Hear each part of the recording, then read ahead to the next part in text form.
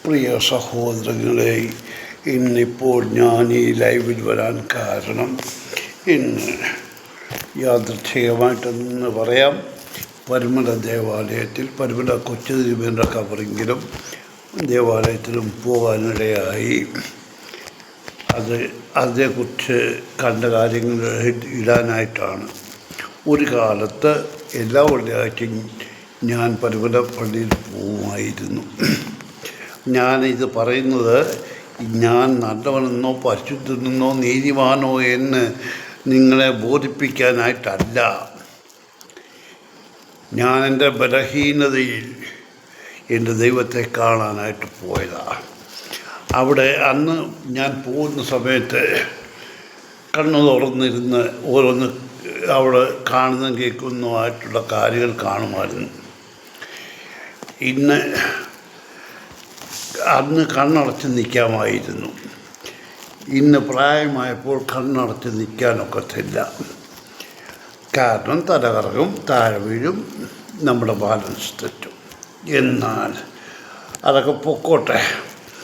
സഹോദരങ്ങളെ, നമ്മൾ എന്തിനാണ് ഒരു നീതിമാൻ്റെ വിശുദ്ധിയോടുകൂടി ജീവിച്ച് മരിച്ച ഒരു ആളിൻ്റെ കല്ലറയിൽ പോയി നിൽക്കുന്നത് കാണാൻ വേണ്ടിയാണോ? അല്ലല്ലോ. നമ്മൾ മധ്യസ്ഥത, അതും ഞാൻ പറയാം, നമുക്ക് മധ്യസ്ഥൻ ദൈവത്തിൻ്റെ ഇടയിൽ വേറെ നമ്മുടെ ഇടയിൽ ആരുമില്ല. യേശു ക്രൂശിൽ മരിച്ച സമയം യെരുശലേം ദേവാലയത്തിൻ്റെ തിരശ്ശീല മുകൾ തൊട്ട് താഴെ വരെ രണ്ടായി കയറി. അതിൻ്റെ ഒരു ഉദ്ദേശം എന്ന് പറഞ്ഞാൽ, നമ്മൾ വിശ്വസിക്കുന്നു പരിശുദ്ധ മർവഹായിൽ ദൈവം വസിക്കുന്നുവെന്ന്. ആ സ്വർഗവും ഭൂമിയുമായിട്ടാണ് അവിടെ നമ്മൾ കണക്കാക്കപ്പെടേണ്ടത്. നമുക്ക് ദൈവത്തിനും മനുഷ്യനും ഇടയിൽ വേറെ മധ്യസ്ഥനില്ല. നമുക്ക് നമ്മുടെ പാപങ്ങൾ നേരിട്ട് ദൈവത്തോട് അപേക്ഷിക്കാം. അതായത് മർവഹായിൽ ദൈവമുണ്ട്. ആ തിരശ്ശീല കയറിയപ്പോൾ അവിടെ ഓപ്പണായി മനുഷ്യർക്ക് പ്രാർത്ഥിക്കാനായിട്ടായി ഇടയ്ക്കുള്ള മറമാറി. നിങ്ങൾ മനസ്സിലാക്കാൻ കഴിയുമെങ്കിൽ മനസ്സിലാക്കൂ. എന്നാൽ ഇന്ന് പറയട്ടെ, ഓർത്തഡോക്സ് സഭയിലെന്നല്ല, കത്തോലിക്ക സഭയിലെന്നല്ല, ഒരു ക്രിസ്തീയ സഭയിലും എൻ്റെ അറിവിലോ ഉദ്ദേശത്തിലോ ഇത്രയും ജീവിത വിശുദ്ധിയോടുകൂടി ജീവിച്ച് മരിച്ച രണ്ട് വ്യക്തികൾ, അതായത് ഒന്ന് പരുമല കൊച്ചു തിരുമേനിയും ഒന്ന് പുത്രയ്ക്കായ കൊച്ചു തിരുമേനിയും, ഇവർ രണ്ടുപേരും ദ്രവ്യത്തിന് വേണ്ടിയല്ല ജീവിച്ചത്. അവർ പുത്രയ്ക്കായ കൊച്ചു തിരുമേനിയാണെങ്കിൽ നാടിൻ്റെ നന്മയ്ക്ക് വേണ്ടി, പരുമല തിരുമേനിയാണെങ്കിൽ തൻ്റെ ജീവിത വിശുദ്ധി മറ്റുള്ളവർക്ക് കണ്ട് അവർക്ക് പാഠമാകുവാനായിട്ട് വേണ്ടി കൂടിയും ജീവിച്ച വ്യക്തിയാണ്. ഇവർ രണ്ടും ദ്രവ്യത്തിൻ്റെ പുറകെ പോയില്ല, ലൗകികത്തിൻ്റെ പുറകെ പോയില്ല എന്ന് നിങ്ങൾ മനസ്സിലാക്കണം. ഏത് മനുഷ്യൻ ജീവിത വിശുദ്ധിയോടുകൂടി കുർബാന അർപ്പിക്കാൻ പോകേണ്ടത് പുരോഹിതന്മാരാണ്. പോട്ടെ, അവരെല്ലാം ഇന്നത്തെ പുരോഹിതന്മാരെല്ലാം പരിശുദ്ധരാണ്. അവർ ഈ രണ്ട് നല്ല മനുഷ്യരുടെയും പേര് പറഞ്ഞ് സഭ ഈ വലിയ സഭയാണെന്ന് പറയുന്നു. നല്ല കാര്യം. ഓർത്തഡോക്സ് സഭയുടെ തലപ്പത്തിരിക്കുന്ന കൊലപാതക കേസിൽ 1-ാം പ്രതിയാണെന്ന് നിങ്ങൾ കണ്ടോണം. അതുപോലെ നമ്മൾ പരുമല കൊച്ചു തിരുമേനിയുടെ കബറിങ്കിലും ദേവാലയത്തിൽ പോകുന്നത് എന്തിനാ? നമ്മൾ പ്രാർത്ഥിക്കാനായിട്ട്. തീർച്ചയായിട്ടും നിങ്ങൾക്ക് നിങ്ങളുടെ ആവശ്യം നിറവേറ്റി കിട്ടിയിരിക്കും. അതെങ്ങനെയാണെന്ന് പറഞ്ഞാൽ, അത് പരുമല തിരുമേനിയുടെ കഴിവോ അല്ലെങ്കിൽ കൊച്ചു തിരുമേനിയുടെ കഴിവോ അല്ല. അവർ ജീവിത വിശുദ്ധിയോടുകൂടി ജീവിച്ചു, ദൈവത്തിന് ഇഷ്ടമുള്ളവരായി ജീവിച്ചു. അതുകൊണ്ട് അവർ മരിച്ചു പോയാലും അവരുടെ ആത്മാവ് മരിച്ചിട്ടില്ല. അവർ നമുക്ക് വേണ്ടി ദൈവത്തോട് അപേക്ഷിക്കും. അതാണ് അവിടെ നടക്കുന്നത്. എന്നാൽ നമ്മൾ ഈ പരുമല തിരുമേനിയുടെ കബറിൽ പോകുന്ന സമയത്തെങ്കിലും നമ്മൾ മാന്യമായി വേഷം ധരിക്കണം. ദേവാലയത്തിലാണെങ്കിൽ നമ്മൾ മാന്യമായ വേഷം ധരിക്കണം. നമുക്ക് ആരോഗ്യവും നല്ല ശരീരവടിവും തന്നത് ആരാണ്? ദൈവമാണ്. അത് ദൈവത്തിൻ്റെ മുന്നേ കാണിക്കാനല്ല. ഒരു സ്ത്രീയുടെ കാര്യം ഞാൻ പറയാം.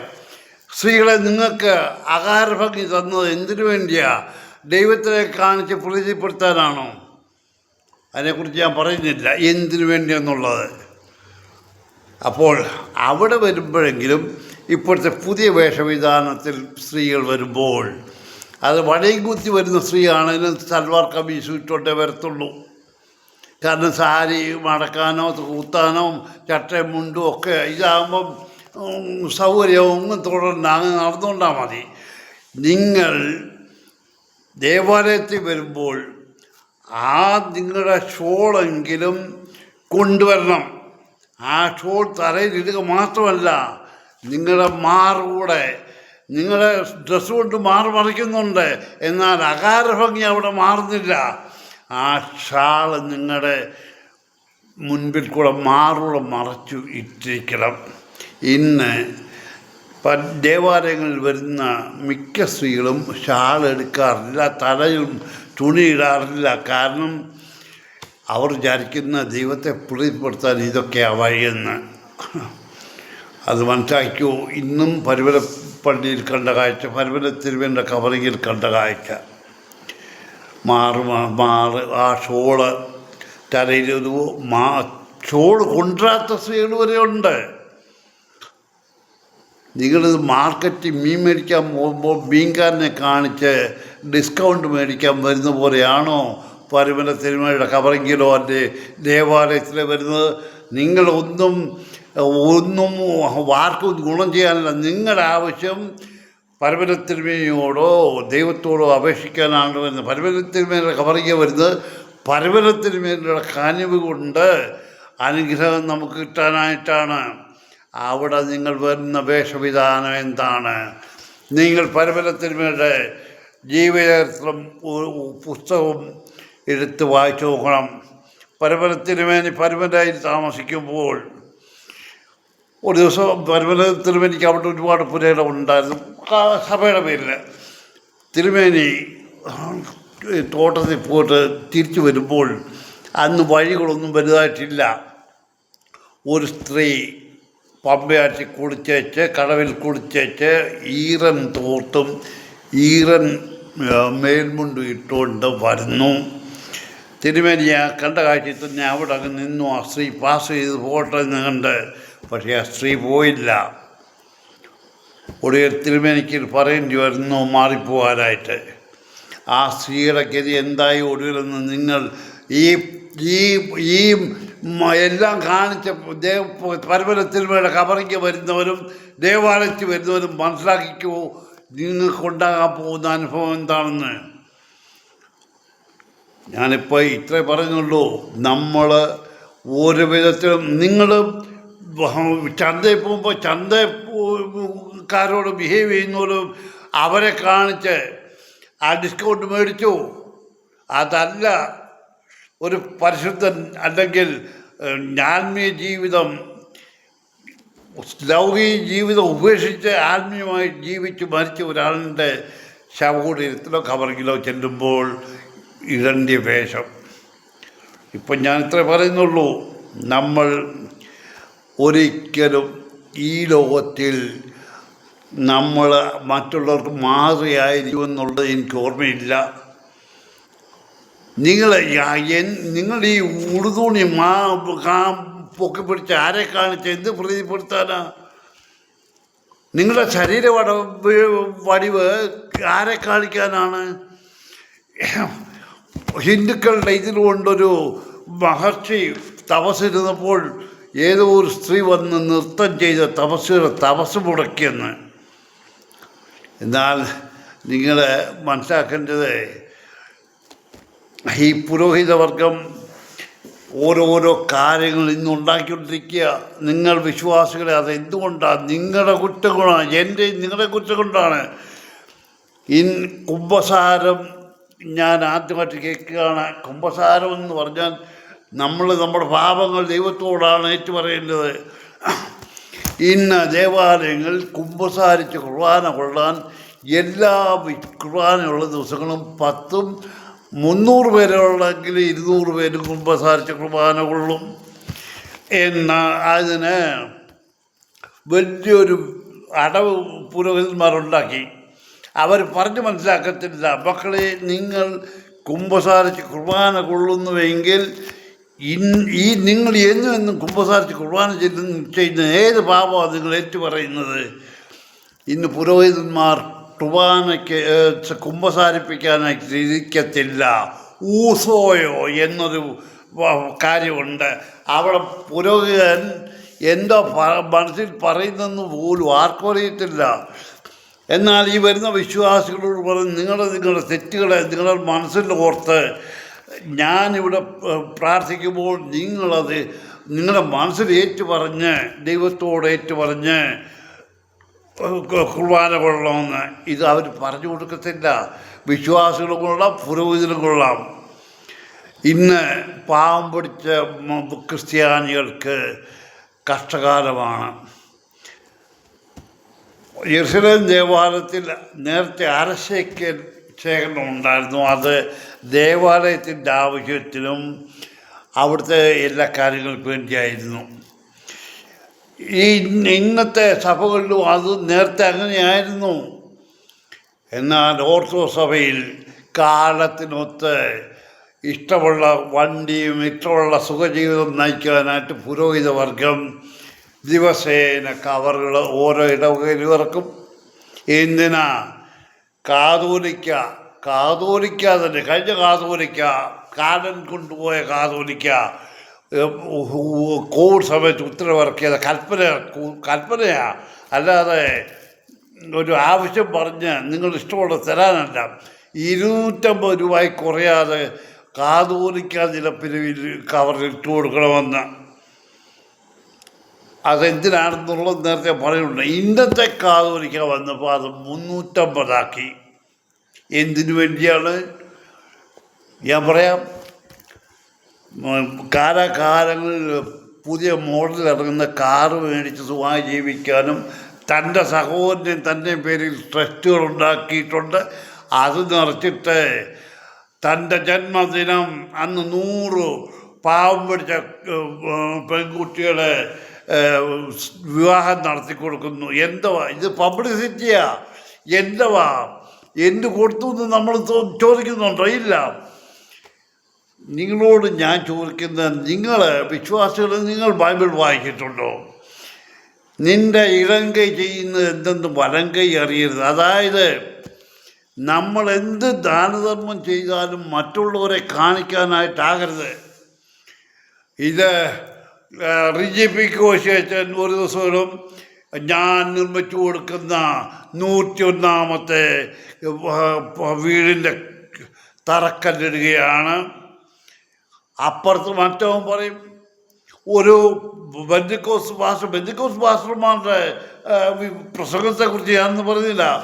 അതിനും ഉദാഹരണമായിട്ട് എനിക്ക് പറയാനുള്ളത്, ഓർത്തഡോക്സ് സഭയിലെ പ്രാസംഗികർ, അതായത് ഉപദേശകർ, അവർ ബൈബിളിൻ്റെ ഏതെങ്കിലും ഒരു ഭാഗത്തെ വാക്യം എടുത്തുവെച്ച് അവർ പറയേണ്ടവരെ ചീത്ത വിളിക്കുകയും ഇൻഡയറക്റ്റ് വേയിൽ പറയേണ്ടവരെ കുറിച്ച് കണ്ട് അവന് എതിരായി നിൽക്കുന്നവരെ കുറ്റം വിധിക്കുകയും തോന്നിയതെല്ലാം പറയുകയാണ്.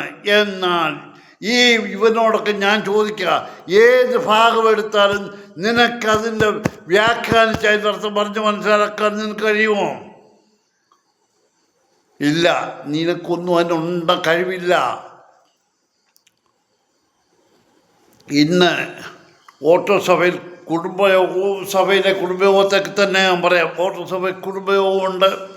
കുടുംബയോഗങ്ങൾ, അതായത് ചില കുടുംബയോഗങ്ങൾ തൻ്റെ പഴയ ചരിത്രം ചകഞ്ഞെടുക്കുക. എന്തുവാ? ഞാൻ ഇന്നടത്തേതായിരുന്നു എന്നറിയാനായിട്ട്. അതും ഇഷ്ടമുള്ളവരെ വിളിച്ചേ അത് പ്രകാശനം ചെയ്യത്തുള്ളൂ. അത് ആരെ കാണിക്കുന്ന പബ്ലിസിറ്റി മാത്രം. നല്ലത് നമ്മൾ ദേവാലയത്തിൽ പോകുമ്പോൾ ദൈവത്തിൻ്റെ മുൻപിൽ നിൽക്കുന്നു എന്ന് മനസ്സിലാക്കണം. അവിടെ നമ്മൾ മാന്യമായി വേഷം ധരിച്ചിരിക്കണം.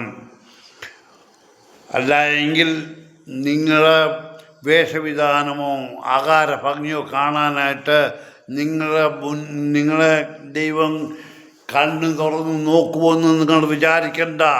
നിങ്ങൾ പറയുന്നത് ശ്രദ്ധിക്കുമെന്ന് വിചാരിക്കണ്ട.